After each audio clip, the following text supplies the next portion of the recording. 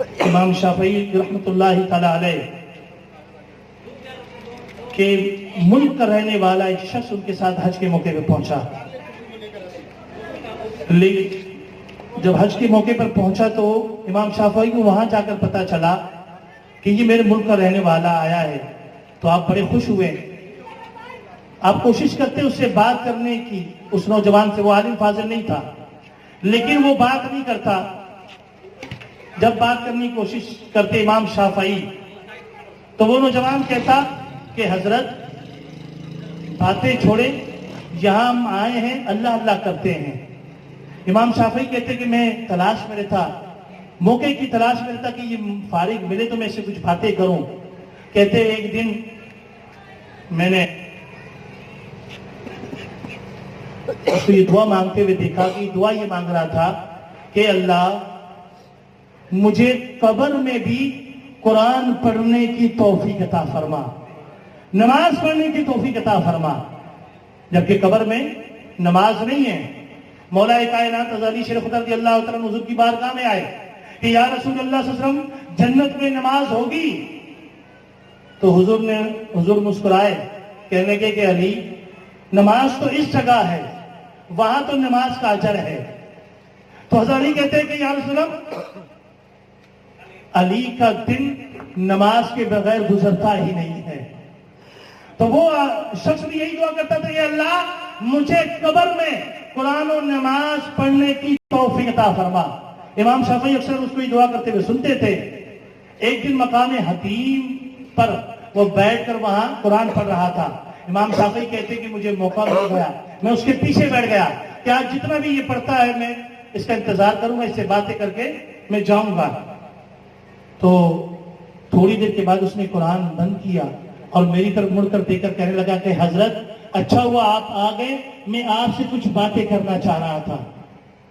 تو امام شافعی کہتے ہیں کہ میں خوش ہو گیا کہ جس کی میں تلاش میں تھا تو یہ تو وہی خود فراہم کر رہا ہے۔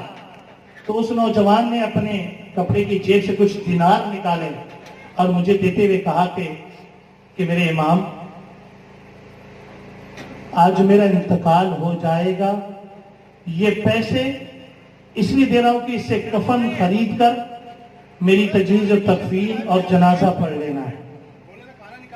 آج میرا انتقال ہو جائے گا ظہر کے بعد۔ امام شافعی کہتے کہ میں کچھ کہنا چاہتا تھا لیکن مجھ پر سختہ طاری ہو گیا، میں کچھ کہہ نہیں سکا۔ اس نے مجھے یہ وصیت کی، وہ دینار دیے۔ نماز ظہر کا ٹائم ہو گیا، میں بھی اس کے ساتھ نماز پڑھنے لگا۔ ہم دونوں نے مل کر فرض ادا کی، ہم دونوں نے سنتیں پڑھی، پھر میں نفل پڑھنے لگا۔ نفل پڑھ کر جب میں نے اس کی طرف دیکھا تو وہ زمین پر لیٹا ہوا تھا۔ میں اس کے قریب بڑھا، جو قریب جانے لگا تو اس کے کلمے پڑھنے کی آواز میرے کانوں میں آ رہی تھی۔ جب میں قریب پہنچا تو اس کی روح پرواز کر گئی۔ کہا ہم نے اس کے جنازہ پڑھا، اس کو دفن کے جنت المعلا میں۔ امام شافعی کہتے ہیں کئی سالوں کے بعد میں دوبارہ حج کے موقع پر پہنچا، پھر ایک جنازہ پڑھنے کا اتفاق ہوا جنت المعلا میں۔ اس میت کے لیے قبر کھودی جا رہی تھی، تو جس کی قبر کھودی جا رہی تھی اس کے ساتھ ہی اسی میرے ملک کے رہنے والے شخص کی بھی قبر تھی کہ اللہ کی شان اس کی قبر کھل گئی۔ جب قبر کھلی تو لوگوں نے مجھ سے کہا کہ امام شافعی یہ دیکھیں یہ کیا ہو گیا ہے۔ امام شافعی کہتے ہیں کہ ذرا نیچے جھک کر میں نے دیکھا تو کیا دیکھ رہا ہوں، وہ اپنی قبر میں بیٹھ کے قرآن پڑھ رہا ہے۔ تو اس نے جب مجھے دیکھا تو مجھے سلام کیا کہ امام السلام علیکم، آپ نے دیکھ لیا، آپ جو چاہتے تھے، آپ جو جانتے تھے کہ یہ شخص دعا کرتا ہے کہ اللہ مجھے قبر میں بھی قرآن پڑھنا نصیب فرما، آج آپ نے مجھے قرآن پڑھتا ہوا دیکھ لیا۔ تو یہ مقام ہے دوستو بزرگوں، جو قرآن سے محبت کرتے ہیں اللہ یہ مقام عطا فرماتا ہے۔ خود بھی قرآن پڑھیں، اپنے بچوں کو پڑھائیں۔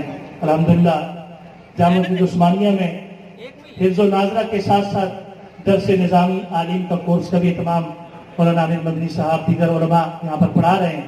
عثمانیہ مسجد کی انتظامیہ کے زیر تحت تو اپنے بچوں کو حافظ قرآن بنائیں، عالم بنائیں، ناظرہ قرآن پڑھنے والا بنائیں۔ اللہ تعالی ہمیں قرآن کی تعلیم کی